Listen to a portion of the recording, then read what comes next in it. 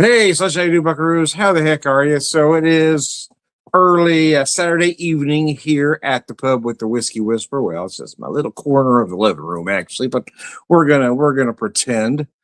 We're just gonna pretend, man.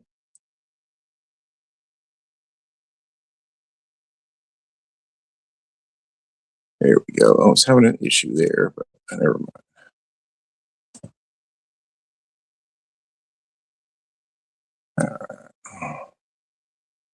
There we go. Anyways, nevertheless, I'm still Tom the Whiskey Whisperer, and I've done two very simple cocktails with you, showcasing two very particular whiskeys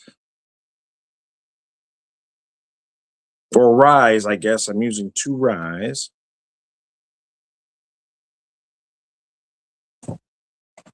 The first one being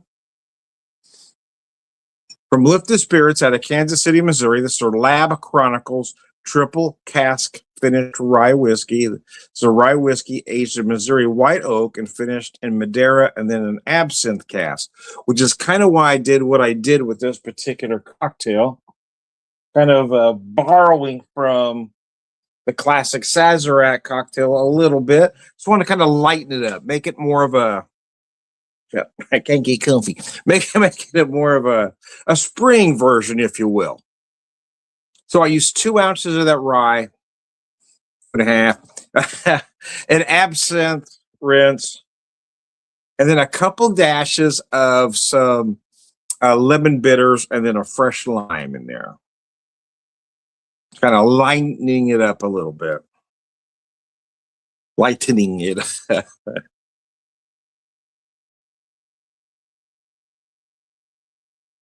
But because this rye was finished in that absinthe cask, it has that little bit of, feel a little bit of that anise and wormwood. Then add just a touch of just a light absinthe wash, and I used the Neely Absinthe Verte. It's a 120 proof, so I used that, and then just a couple dashes of some bitter. So very, very simple, very elegant cocktail.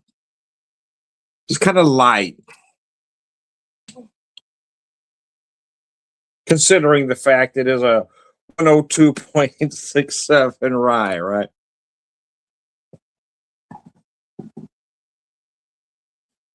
I have been drinking more ryes. Really starting to gravitate. Over the last few years, I've kind of gotten back into drinking a lot of bourbon, a lot of a small distillery American whiskeys, bourbon in particular, and then that American single malt category is really taking off. But over the last couple years, I've really find myself buying more ryes.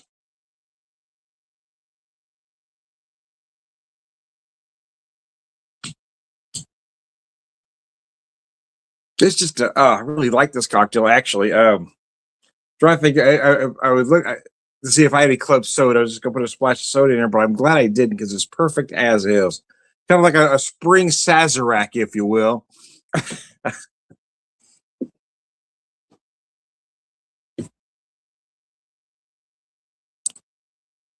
It's that fresh lime with those couple dashes of lemon bitters. Really gives it a fresh spring feel.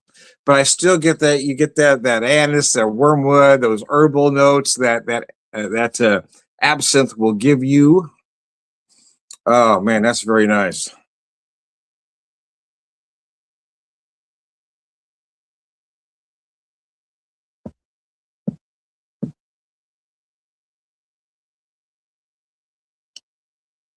Ah.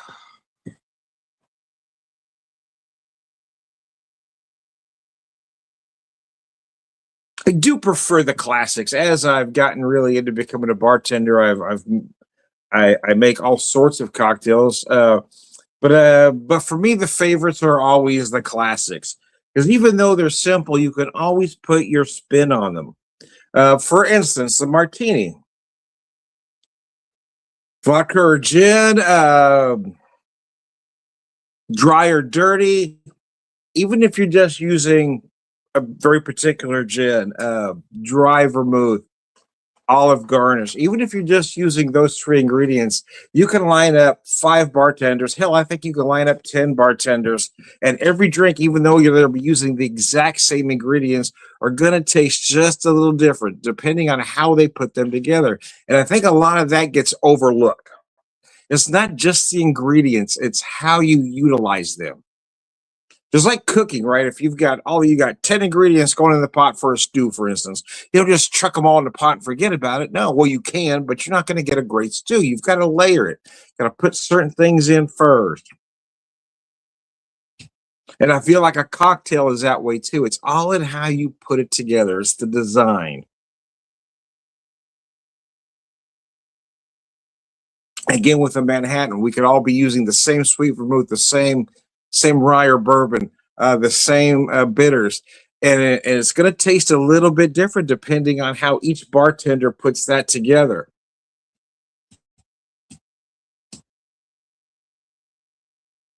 Like brewing, for instance, I mean, I go to a brewery. I want to see what classic styles they got on the menu, right? I'm not looking for their 10 sours or 10 IPAs. I'm looking for if they've got a Pilsner up there. I want to know that they can brew first before I go to something crazy. And I feel the same way when I go to cocktail bars. If all you got is 10 cocktails with fruit juice, you're not telling me you're a bartender. You're telling me you know how to hide alcohol. But a real bartender, somebody that's really good at their craft, can make you just the most delectable Manhattan, the perfect martini.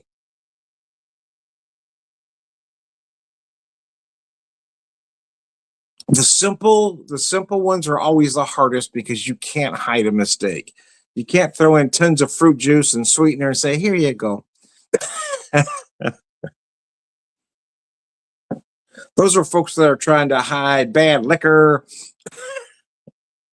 given to folks who just want to get drunk.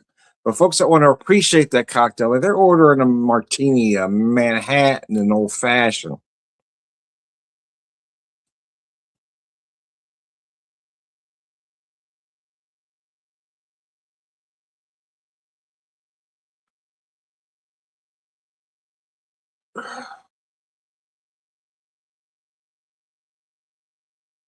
Not that you should learn some of these other drinks, don't get me wrong. I'm just saying the mark of a fine bartender is in the classics. As in a chef, the mark of a fine chef is in the classics, not in those 100 ingredient crazy ass dishes. It's not in the nouveau millennial cuisine. No, it's in the classics, baby. You want to impress me? Braise a roast. Get that perfect. Then I'll try the avocado toast. Anyways, I digress. This is really nice, though.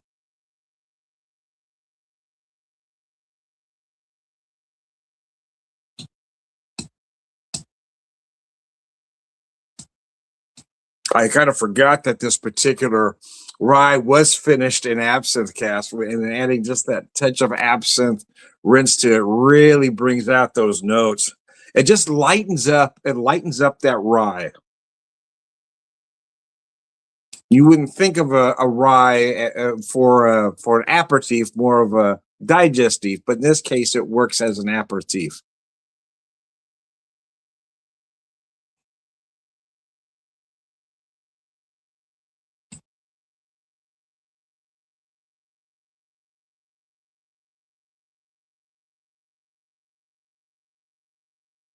Oh man, that is good. Enjoying my Saturday off. Friday was nutso, man. What's going on? Because it was Good Friday, I guess a lot of folks were off, so I was busy a lot earlier than typical. We're open till 10, but we kind of died about 8-ish, kind of emptied out, and then about 8:15, 8:30, my cocktail crowd showed up and kept me busy right to the end. But boy, I mean, I was crazy from the opening bell yesterday, right about 1 o'clock. I just got hammered fast. Donald, how you doing? Dane, Dane, if you're still with me, I'm drinking I'm having the Lab Chronicles Triple Cast Finish Rye from Lifted Spirits. There's a 1.2 102.67 rye. And again, I'm kind of doing kind of a riff or a spin on a Sazerac, kind of make kind of a spring Sazerac, right? So this particular rye is finished in Madeira casks and then absinthe cask. So you got that little bit of absinthe in there. So I've done an absinthe wash and then a couple dashes of lemon bitter to kind of make kind of a spring Sazerac, if you will. Not necessarily lighter, but a cocktail that feels lighter to the palate. Donald and Fred, if you're still with me, Sláinte.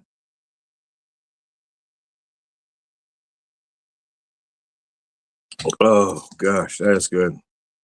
So I'm just about done here. So I'm going to get up and grab my second cocktail. I'll be right back.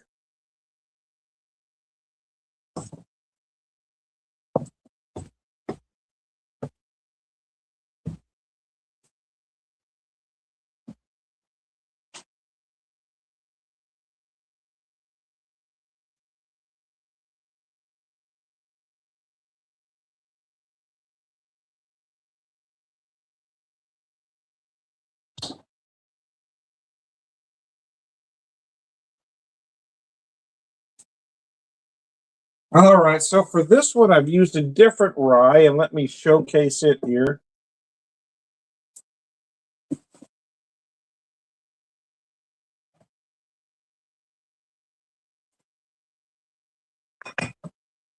So for this cocktail, I've kind of channeled the Manhattan,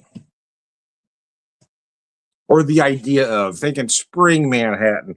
So there's no sweet vermouth in, so what I did is use this particular rye from Hard Truth. This is their barrel finish reserve sweet mash rye 2024 blend. Well, I've actually had this one for quite a while. It's at 116.8 proof, sweet mash rye whiskey finished in cognac, Sauterne, sherry, and brandy cask. So this has got a lot going on too.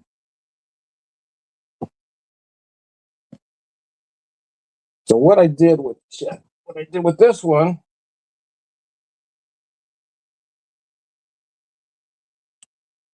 was about 2.5 maybe ounces of the rye, and then an ounce of Grand Marnier, some orange bitters, and then the garnish is your standard dark cherry, but I also added a candied orange in there.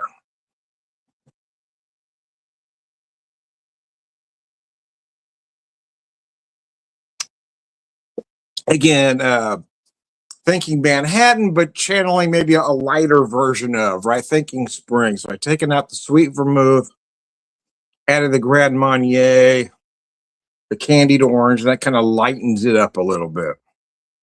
Still probably more of a digestive cocktail, an after dinner cocktail. Nevertheless,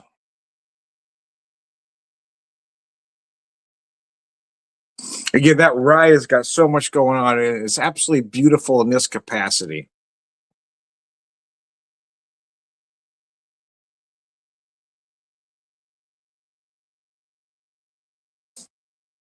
Oops, hit the wrong button there. There we go. Oh.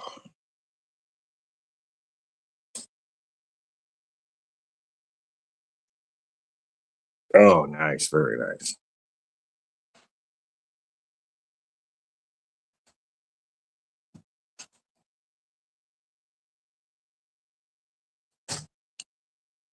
So yesterday was Good Friday.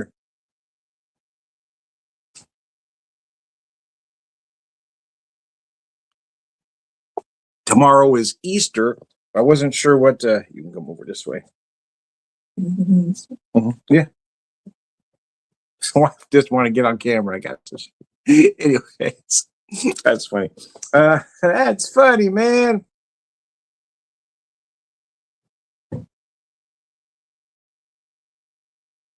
Eric, if you're with me, Sláinte, I'll make this one for you next time you're out there.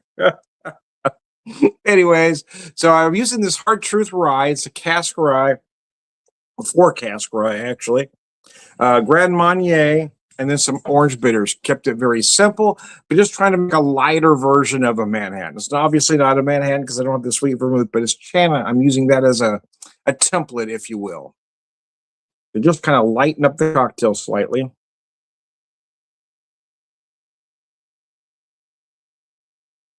Oh, it's gorgeous, man. I do prefer, for me, I do prefer a spirit or whiskey forward cocktail. If I'm going to have a cocktail anywhere, it's going to be a martini, a Manhattan, maybe an old fashioned or derivative of. I'm not a big fan of a lot of ingredients in a cocktail. There's no reason for that from my point of view. There'd have to be a very specific reason for me to, have a cocktail with a lot of fruit juice, this, that, or the other, or a tiki cocktail, if you will. Have to be a very specific reason because I don't really enjoy that type of thing. I don't want to add ingredients that hide the liquor, that allows you to use bottom shelf liquor because you're putting a lot of crap in your drink. I like a classic cocktail where you if you don't use top shelf liquor, you're going to taste it.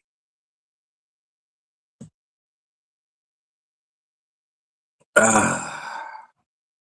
There was a time, but you'll never see me ordering a Long Island iced tea because that's an overpriced cocktail designed to get rid of bottom shelf liquor. But a Manhattan, for instance, you gotta use good product, even an old fashioned, and definitely a martini. If you drink cheap gin, cheap vodka, you're gonna feel it the next day. So I do prefer a spirit or whiskey forward cocktail because you got to make it right and you can't hide the flaw.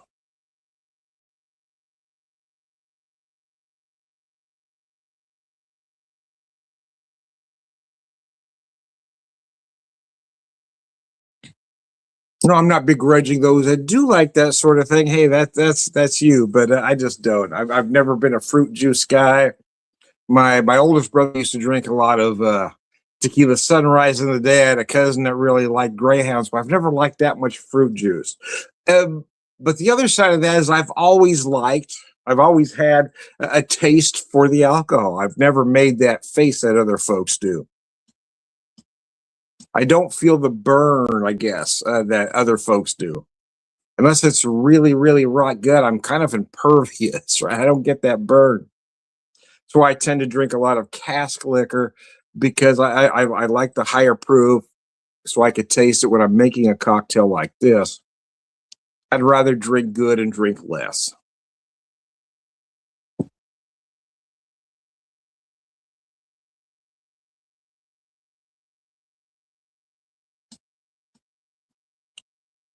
I don't need 10 cheap cocktails when two or three good ones will do. Oh.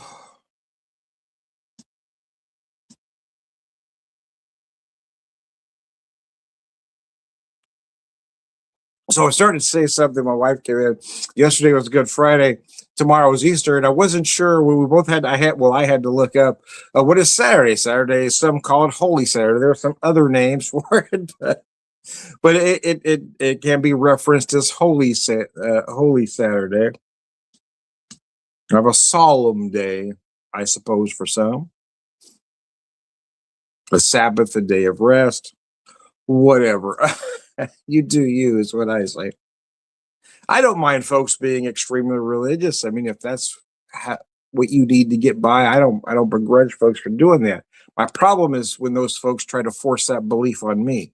Yeah, no, that's you. This is what you believe. So to you, that's a sin. To me, it's not. Yeah.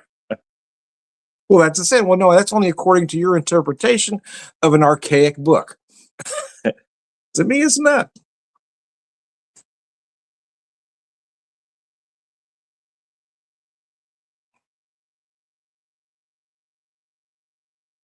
Oh goodness. I really like this. I like this for a lot of reasons. One, because it's bright, it's fresh, but also because it's just simple. I've got the flavors of that rye. I've got the orange from the Grand Marnier, and then those orange bitters upping the aromatics. I've added the cherry mostly for looks, but the candied orange. As it sat in there, and as the sugar on that orange dissolves, so it just adds a touch of sweetness to it.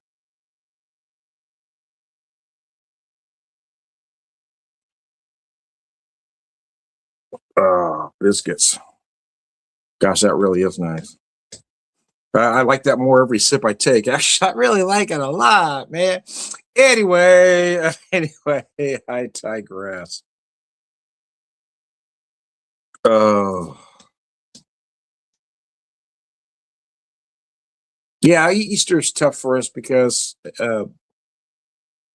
we lost our son April 23rd, 2013. So Easter was the last holiday we had with him, and we lost our grandson Ben in November. So this is the first Easter without him.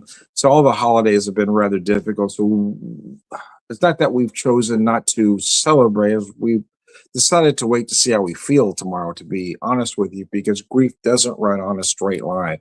So it is hard to make plans, right? We're just gonna play it by ear. If I wake up feeling like something, then I'll make us a nice Easter dinner. If not, we're just gonna eat whatever I have lying around the house. The truth is, I didn't go out and buy anything this year like I typically do. I didn't go out and get a ham or a roast or other things that we tend to like to do. But I'm just going to work with what we got regardless. But how nice the meal is, well, again, that just kind of depends on how I feel tomorrow. When folks say things get better with time, that's a whole lot of bullshit. Maybe you learn how to process better over time, but it doesn't get better, and you never finish grieving. Somebody asked me a while back, "Are you done grieving yet?" No, grief never ends. Not if you have, not if you have a soul. Not if you possess empathy. No, grief is with you. But yeah, it is a process, and it doesn't run on a straight line like some folks would like to believe. Oh, you start here, and then it just gets better as you go along. No, it hits you at different times for different reasons, and sometimes it's not the milestone that you think where it's going to be difficult. It hits you somewhere else. So, anyway, I kind of went a long way around the bar there, but basically, yeah, we're just going to play it by ear. Whatever we do tomorrow depends on how both of us feel when we get up tomorrow. I'm thinking I'm just going to keep the dinner simple. Maybe buy a movie on Fandango. We're just going to call it a day.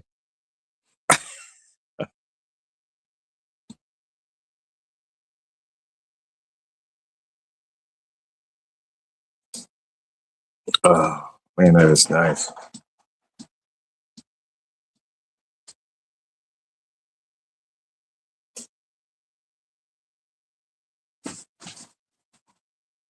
That is really nice. All right. Anyways, I feel like I've talked long enough. I hope everybody's having a nice Saturday. I hope everybody has a fine Sunday, Easter Sunday, or however you decide you wish to celebrate. I am Tom, the Whiskey Whisperer, Whiskey Evangelist, prolific whiskey drinker, purveyor of wisdom, and